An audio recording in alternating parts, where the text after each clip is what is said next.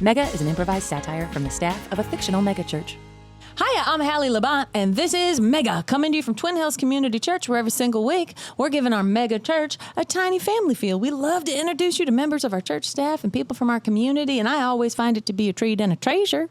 And per usual, I'm joined by my co-host. He's the youth pastor for our high school ministry called Climax. Please welcome Gray Haas. Jesus is the reason for the season that we're in, Halle, which is, I guess, fall, isn't it? Oh, don't you love fall with the pumpkin spices and all that? Yes, I am so pumped for our pumped for our next guest. Nice. Well, just like Jesus said he would leave the 99 sheep to find the one lost lamb, we have one beautiful lamb entering the fold today. It's our new friend, Trey Trakowski. Welcome to the program, my friend. How you feeling today? Well, I'm just delighted and honored to be on with you. I'm a recent newbie to the area. Just gone to a few services so far, and the church has been so welcoming and kind to me. I'm an older fellow, a little bit lonely. Sure.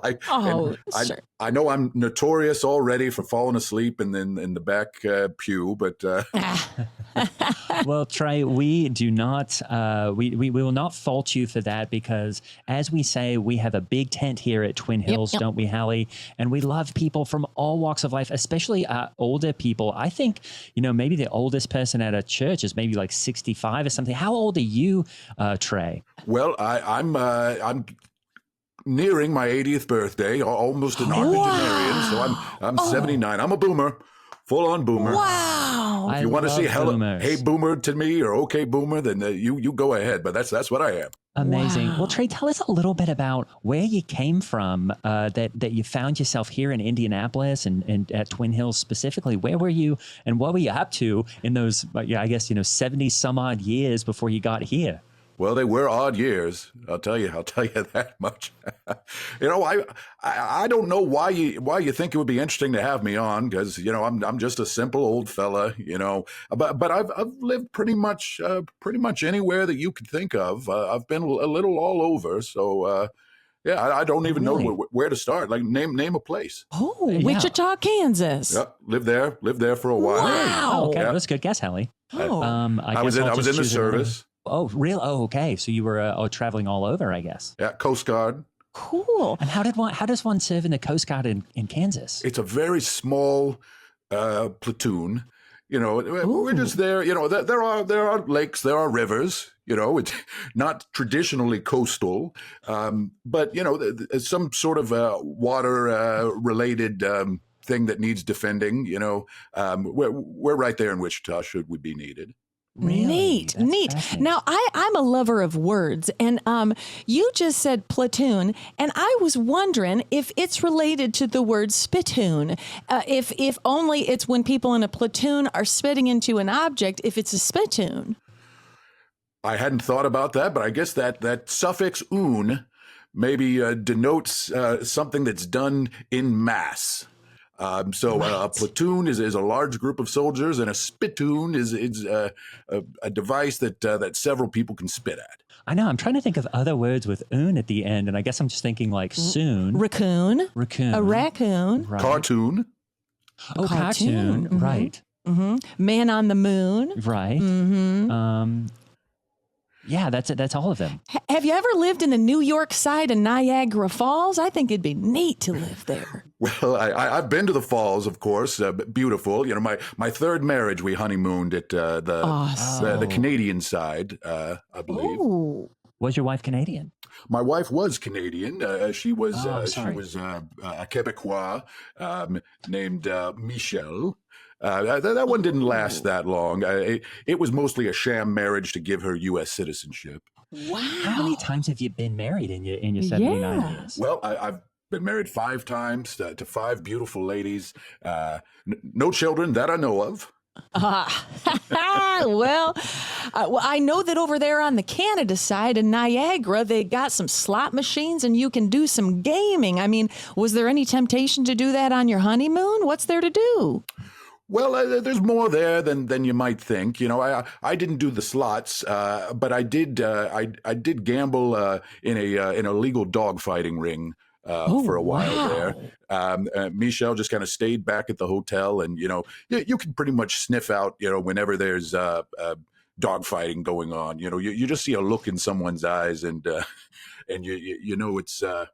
You know who to call. You know who to talk to. Really? Oh, that's fast. I mean, yeah. I mean, you say you haven't had much of a life, but I guess the reason that originally I guess we had you on is yes, you did fall asleep in the back of the church the other day, and someone had to wake you up to get you out. But then I think when they were helping you to the door and you took a tumble, you actually did a full roll and then popped right back up on your feet, and then said you had done a little bit of stunt work. Is that also a part of? Wow. Yeah, I gotta consider that my lost years. I was doing stunt work in Hollywood in the late 1960s. I was a body double for Charles Bronson. Oh my Really? Lanta. One of the best actors ever. Gorgeous man. Unbelievable acting. And so I think that's just muscle memory. If you start to fall, you go into an Aikido roll, and you just end up on your feet again. Yeah, but What was he like to work with? well, he was a grumpy fella. I'll tell you that much. It was certainly all of those Death Wish movies, those violent Charles Bronson movies. They're not far from the truth. I think it's just a slight variation on his own persona. And he would want to do the stunts himself, and so. They do one or two, and it wouldn't be convincing, and then they'd bring me in as the ringer. Awesome. Amazing. Wow. Yeah, and so when I'd forgotten somebody saw you completely do a about that. role. Oh, really? Really? Interesting. Well, you're jogging Fascinating. my memory about a lot of different lifetimes.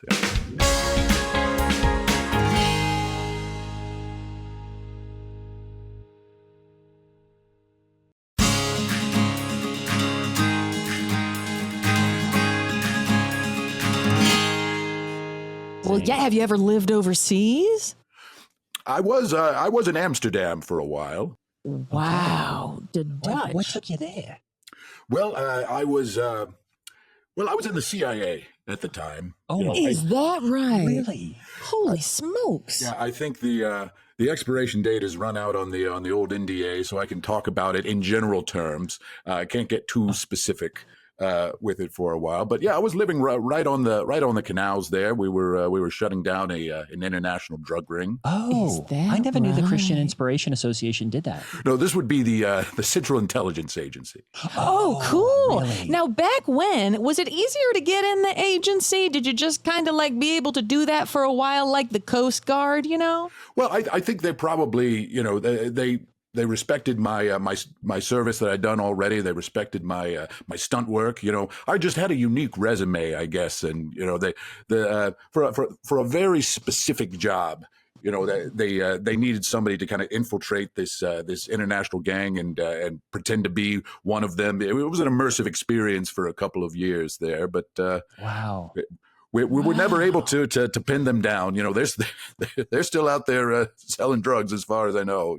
But it was a wild time. Interesting. I mean, I guess you have had some interesting things. I mean, I've also had a very interesting life. I've done a lot of different things. Oh, cool. Like he was saying, CIA or whatever. I can relate to this because in a lot of ways, Halle, my life as a youth pastor has also been just really pretty awesome and cool, and a lot of people don't often see that. It's an adventure. But, yeah. Oh, so you lived in Amsterdam. That's really really interesting. cool. And so from the 60s in the 60s, you were in the Coast Guard in Kansas. You did some stunt work that took you out to Hollywood. Then we're into, I guess, the 70s. You're in Amsterdam, and is everything kind of a wash from the 70s until you found yourself here in Indianapolis? Yeah, I guess things slowed down a little more, and I went into, a more conventional life. I was a roadie for ZZ Top for about 4 years. That Yes. right? Really? Wow, what does that require? You tuning the guitars, you selling merch. Probably What do you do? a lot of stunt work there too. Yeah. Sure. A little bit. If you've seen the Sharp Dressed Man video, that's me in the background doing a flip at one point. I'm dressed up like Billy Gibbons, the guitarist. Dusty Hill. They both had long beards, and then the drummer. Yes. The drummer was Frank Beard, but he didn't have a beard. only a mustache. Oh, isn't that ironic? Yeah, I think that is the definition of ironic. Yes. Yeah. I mean, okay. So then, and is that, and so for 4 years, you said you were doing that? Yeah, off and on. They wouldn't tour constantly, but they were road warriors of a sort for a while. And yes, I did tune guitars. I set up amps. I sold merch. I would kind of be security out there if somebody was getting a little too rowdy. I'd evict them from the venue. Oh, Yeah. wow. I guess I did see it's a bit of a faded tattoo there on your forearm, but at first I thought that was the guy. I thought that was the guy from Breaking Bad, but I guess that's one of that's just the guy. Is that the drummer from ZZ Top? Yes, that's Frank Beard, who was a sweetheart. Yes, an absolute sweetheart. Billy and Dusty were a little more difficult to work with, but Frank and I really bonded. And I guess my follow-up question is, so that is the drummer from ZZ Top, but why does it say "I am the one who knocks" underneath it? Was that something that he also said? He said that years before, Breaking Bad. I haven't seen the show. I only know it because, about 3 times a day, somebody comes up and says, Breaking Bad, right? That's cool. So that was his catchphrase before the show. Amazing. I am the one who knocks.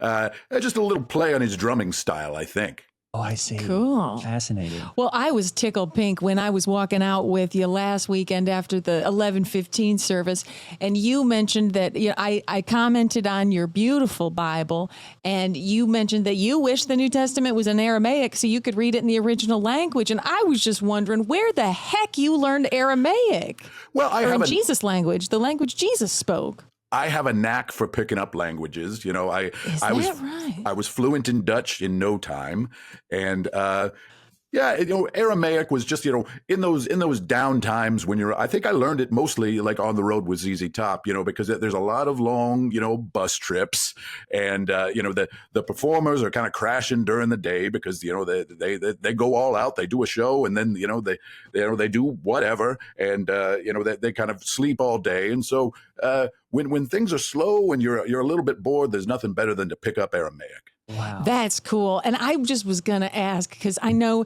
Old Testament's in Hebrew, New Testament's in Greek, but Jesus spoke Aramaic. And so I think the New Testament should be in Aramaic. And I just was wondering, speaking Aramaic as you do, does it help you feel like you can understand and love Jesus a little bit more in his own language? Well, I tell you what, if he were to come back, and we all think he will at some point, right? Yes, definitely. Any minute. It could be any second. I think it is going to be soon, honestly, it's why the way this country's going. I only make no bakes now. Why even turn on the oven? He could be back any minute. He's not going to be speaking English, and he might be a little disoriented at first. So, I hope I'm there to translate and to get him calmed down. He'll be a little freaked out by things that are going on at first, and he's going to be saying in Aramaic, "What is this? Where am I? Who are all you people?" Yep. It'll just be like coming back from a long sleep, and you're going to need somebody fluent to calm him down. That is such an interesting point, Halle. I've never really thought of it, of like, what is going to be the experience of Jesus coming back after all this time? It kind of reminds me of that really funny movie. It's kind of before my time, but it was called Encino Man. And he was frozen in the ice, and then he came back. And it's kind of like that actor, actually. We didn't see him for a long time, and then he came back as a pretty obese guy. But it's kind of like, how do you take Jesus and get him up to speed, as it were, with all the stuff that's going on now? And I think Trey's point of you're going to have a translator. You're going to have an ambassador, aren't you? Yep. Yeah, I think Encino Man is probably the best comparison that I could think of for Jesus's return. I think it's gonna be a lot like that. I did work on that film, by the way. Oh, really? In stunts or something else? I was a grip.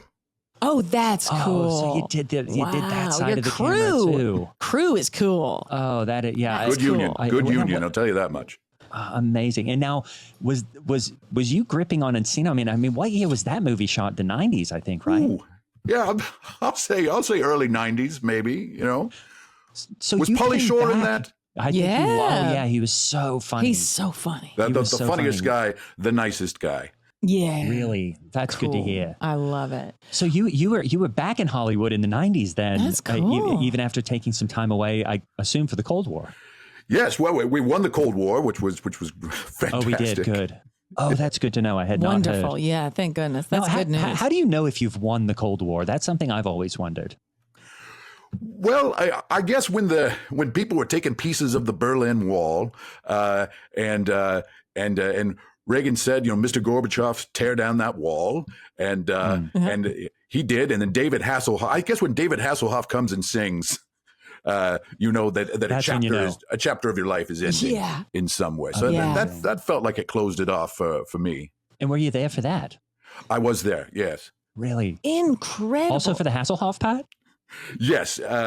I was doing security for Hasselhoff at the time. Actually, he was huge then. This is the peak of Baywatch, and I don't know if you know how popular he is as a singer in Germany. It's really? Is that right? it's like Swiftie, times 10 is how big Hasselhoff was in Germany at the time. So he needed a lot of security. So I was there to provide that. Amazing. That is so And then back cool. to the States for Encino Man. Yeah. And you know what else I was thinking, Trey, is I wonder if when Jesus comes back, it's going to be not a lot unlike parachuting. You kind of come in for a landing, falling out of the sky. Have you ever done any parachuting? I was, yes. I was an instructor for tandem jumps. Wow. Wow. I mean, it's just incredible. I mean, I've also, I'm not sure if I've mentioned him before, but my friend Clay Mason Bannerman and I just did a tandem skydiving jump. And it was so fun, Halle, because, Clay was screaming the whole time in my ear, which wasn't fun. But at one point, we needed the instructor because our chutes got tangled. And the instructor midair had to sort of do a maneuver where he was untangling the chutes as we were going down, and it was almost like he was playing, cat's cradle or something in the sky. And then eventually they came apart, and he said, "You know what, guys? If those hadn't come apart, you would have definitely been dead." And I said, "It doesn't really matter if I had died because I've got Jesus." Yeah, it would be awesome to be straight to the pearly gates. Yeah, I think. But the skydiving can be really dangerous, can't it? Yeah. Yeah, when you've done a lot of them are uneventful. So you kind of live for those ones where you get tangled up a bit. It's like when you're playing catch with a friend and you're like, give me a hard one. Give me a hard one. Like, don't just throw a lob in there. Of like, you want a little bit of a challenge, And yes, the subject is screaming and screaming away. I actually think were Jesus to come back, I'd love to do a tandem jump with him. That'd be cool. He'd be the best idea. Tandem partner. I know. Oh, that would be. And you call them awesome. subjects, the jumpers. Yes, this was also it was a thing involved with the CIA where we were doing experiments of people experiencing a near death event. So it was hard because I had to be in the parachute with them. I had to talk to them, but all the while I'm taking notes. I'm taking notes on their behavior, just because different people react in different ways, to their impending death. I mean, I watch a lot of YouTube, and I did hear one of my favorite shows. His name's Joe Rogan. He was talking about a CIA experiment called, I think it was like MK Messiah or something like that. Was that the whole? Was this what you were talking about? Were you part of that, where you were basically taking people right up to the edge and then bringing them back down and seeing if they'll assassinate someone or whatever? Yeah, again, I can't get into all super specifics with it, but yes, this was part of the MK program. We also provided LSD to the Manson family. It's a long story of but I can't imagine that all of this is that interesting to you kids. Yeah, it's really not super interesting, but I do find it. I do like Joe Rogan, which I guess is what I was getting to. He's really interesting. He's great, the best.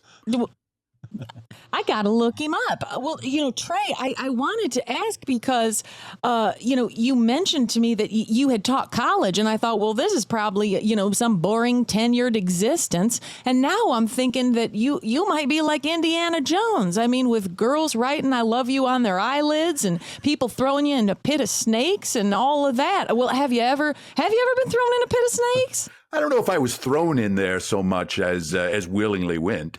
Oh, wow. Really? I hear there are snake shows in Thailand where they'll dump a burlap bag of poisonous vipers at your feet. That's exactly what I'm thinking of. Yes, yes. But they're only poisonous if you get bit, and snakes do not respond well to eye contact. So if you can lock in with as many of them as possible, they will leave you alone. It's like when you're hiking in the woods, and it's like, make yourself look big. So so the pumas run away. It's the same thing with snakes. Just make yourself look big. They'll leave you alone.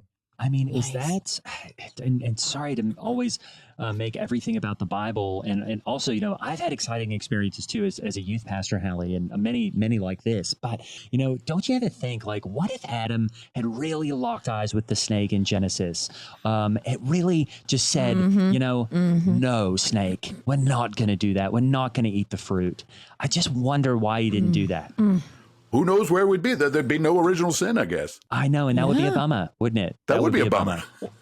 Well, then what would Jesus have died for? He would have died for nothing. I know. It really does put it all into perspective, doesn't it? But I guess, it would be a totally different Bible. And if we're going to have Jesus parachute back in, we've got to have that sin, and we've got to have Adam not look at that snake right in the eyes. I can't figure out how that snake was talking to Eve. I can't figure it out because they don't have the, type of mandible jaws and, voice, but they don't even have a voice box, I don't think. Right. Well, I don't know if he would know about that, Halle. Well, do snakes have a voice box or not? Yeah. Do you know if they do or not? Yeah, but I just don't want, I don't want to have you speak about things that you don't know about, like snakes having voice boxes. Well, I happen to know that there are some breeds that have a very, very rudimentary voice box, and the sounds they produce are nowhere close to human speech. But we have been able to work out, a few very basic communications that these let's call them talking snakes are able to do. Really? Wow. See, that just proves that the Bible's true.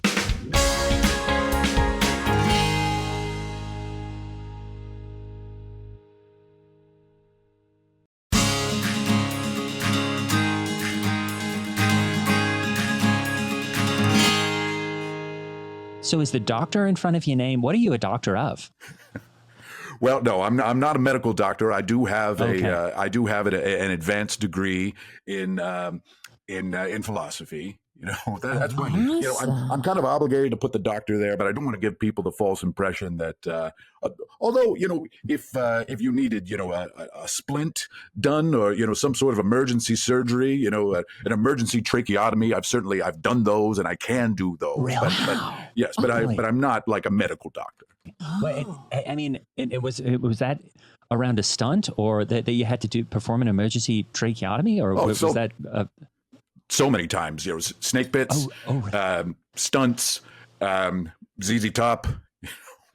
I mean, it's just. Is that why they sing like that? You know that part where they go how. Well, I mean, it's a bit before my time, but I think I do kind of know that. I think actually my stepdad's cell phone ring was that for a while. Yes, it's Lagrange. Lagrange is the song, the ZZ Top song. Okay. It's about a whorehouse in Texas. Sorry to curse, So Billy Gibbons was choking on a pastrami sandwich while they were recording that song, and I had to step in there, perform an emergency tracheotomy, and then he finished the vocals, with the neck still open a little bit, and that's probably how he got that distinct how sound. Wow. I mean, what? And so what did you use as the pipe, as it were? Typically a ballpoint pen works wonders. Oh, cool. Yeah, because those are readily available. They are readily available. And if you have the strength, to pierce the trachea, then you can, or a straw helps as well. Okay. It's a little harder. Those cheap plastic ones aren't going to do. But if you have a good solid metal straw, that'll work. Do you just pop the ballpoint pen right through the skin like you're pushing a straw through a Capri Sun hole? That's a great analogy. That's what it exactly is. 100%. Same pressure, huh? Same pressure. Wow. Except those Cool. I Capri think I could Suns. do it. Those Capri Suns are impossible. Those are you nobody have can to do get this. the angle right. Yeah, it's Gosh just darn impossible. it. I wish Yeah, they it's did very that. frustrating. The human But it's trachea worth it. It's good so training. much easier. Okay. Wow. Fascinating. Good to know. Well, have you managed to meet anyone since you've come here? Because I know that you said at the beginning of this, before you got into kind of all these boring stories, that you were kind of looking to meet someone. Yeah, I'm getting up there in age, and living here in the greater Indianapolis area, just because I heard it's a great place to retire. For sure. It's It's perfect. the best. Great weather, and I was a meteorologist for a while in Oklahoma, so I'm like, Tornado country to be a meteorologist. it's tornado country down there. And Indiana is not immune from them either. But I have a good sense of when there's going to be a big weather event. My old trick knee will act up. Is that when you shook my hand? You said you introduced yourself as Dr. Trey Trakowski, the original Twister, and I didn't really know what you meant by that. But what was that the weather stuff? That's my standard greeting. Dr. Trey Trakowski, the original Twister. Yeah, and at first I thought you were talking about the rapper, but then I guess you're talking about weather. No idea there. Okay. But I don't know if you recall the Bill Paxton character from Twisters. Yes. If you've seen that film, or Twister, just the singular Twister. Okay, not the new one. With Helen Hunt, classic. Oh, Helen Hunt. She's awesome. Helen Hunt. She's great. That was my fourth wife. Is that right? What a wonderful was that gal. Before or after Frank Azaria? I don't know where Helen and I were not together for long. I don't know where we fall in the Hank Azaria timeline. This is certainly before the Apu controversy. This was probably around the time that we were making Encino Man. I was briefly married to Helen Hunt. But we were just going in two different directions. I was a ex-CIA boomer, and she was America's sweetheart. And she was so busy with Mad About You. Oh, right, of course. Yeah. But the Bill Paxton character was based on you? Is that what you're saying? Yes, we're off on a tangent within a tangent at this point. But yes, I did, Bill followed me around for a couple weeks, chasing Twisters. And what was it like seeing then Bill Paxton with you, I guess then ex-wife on the screen portraying you? Wasn't that, that seems like a real, talk about snakes eating their tails. Mm-hmm. It was, nice analogy. Yeah, it was an Ouroboros situation. Yeah. It really, I don't know that word, but that must have been difficult to watch. Yeah. It was surreal, and I was not welcome on set, so I would have to find ways to disguise myself, but generally, if you have a good fake mustache with spirit gum, and if you just, if you walk on set, you grab something, you grab a case of something and start carrying it around, nobody really asks questions.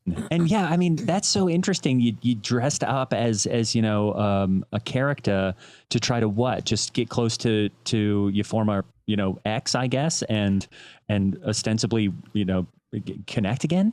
I was trying to, now that you put it that way, I was trying to get her back, I guess, which was a fool's errand, but yes, I did dress up for a while as a British nanny. I had an elaborate wig and a bathrobe, and again, if you look like you belong, if you look comfortable on set, nobody really asks questions.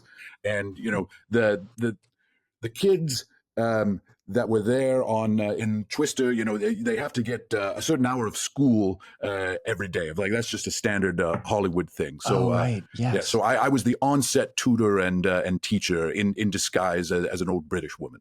And at one point I did dress up just to get into a concert one time as a member of DC Talk. Oh, K-Max? No, one of the other ones. Oh, Toby Mac? No, the other one. Oh yeah, the last one. Yeah. You don't need to. Yeah. Anyway, so that must have been fascinating that you just had that training that could come into play at any time. I wasn't consciously thinking about, that I was a master of disguise in the CIA for a number of years. I guess you just kind of internalize it. You're on autopilot at that point. When you want to, sneak into somebody's life, you put on a disguise. Does being in the CIA feel like you're being an actor, but with stakes? Like instead of trying to get an Academy Award, you're trying to not get killed. Or in the Cold War. That's right. Exactly. That's right. That's right. I mean, I've been in those U-55 boats or whatnot up in Chicago at the Museum of Science and Industry. You can get in a Cold War submarine in there. Oh, I love that band. Yeah. Those, I feel like that band is Christian adjacent. They really are, aren't they? They feel very Christian. Yeah. And they sound like reggae, but then you look at a picture of them and half of them have red hair. And there's like 21 guys in the band, and it only sounds like 4 instruments, which is a real challenge. How do you do that? Make the band sound like it's smaller than it actually is. Yeah. I am looking for love. This is a complete tangent at this point, but I've been married 5 times. They all ended poorly, though I loved all of those ladies. So if I'm being fully honest, that is one of the reasons that I'm there is looking for companionship. So I don't know if there's anybody that you can steer me toward. I think you said there's not a lot of people my age at the church. Do you have any hobbies? None that come to mind. Oh. No, I'm basically a boring old guy.